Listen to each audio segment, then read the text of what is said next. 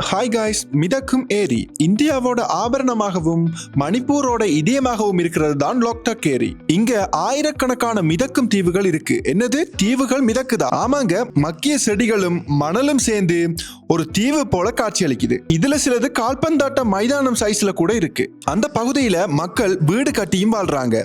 அதுக்கு பும்சோங்குன்னு பேரு. இது மட்டும் இல்லாம இந்த மிதக்கும் தீவுல தேசிய பூங்காவே இருக்கு. அதுக்கு பேரு கெய்புல் லாம்ஜோவோ. அங்கதான் நம்ம மணிப்பூர் மானான சங்காய் மாநிலம் வாழுது. அதுக்கு அழகான கொம்பெல்லாம் இருக்கு. இது மட்டும் இல்லாம அந்த மாநிலங்கள் அந்த நிலப்பகுதியில துள்ளி குதிச்சு விளையாடுது. அதனால அந்த மாநிலத்தை ஆடு மானுன்னு செல்லமா கூப்பிடுவோம். உண்மையாவே இந்த ஏரி அரசாங்கத்தால பாதுகாக்கப்பட்ட ஒரு ஏரின்னு சொல்றாங்க. ஏன்னா இங்க ஏகப்பட்ட மீன்கள், பறவைகள், செடி கொடிகள்னு உயிரோட்டமான பல விஷயங்கள் இருக்கு. இது மட்டும் இல்லாம அங்க வாழ்கிற மக்களும் இந்த ஏரியை நம்பித்தான் பொழப்பு நடத்திக்கிட்டு இருக்காங்க. எனவே மக்களே, உங்களுக்கு யாருக்கெல்லாம் இந்த ஏரியை பார்க்கணும்னு தோணுதுன்றதையும் இது போன்ற புதிய தகவல்களை தெரிஞ்சு கொள்ள மறக்காம நம்ம நமது டிவி சேனலை சப்ஸ்கிரைப் பண்ணி அப்படியே பக்கத்துல இருக்கிற பெல் பட்டனை தட்டுங்க.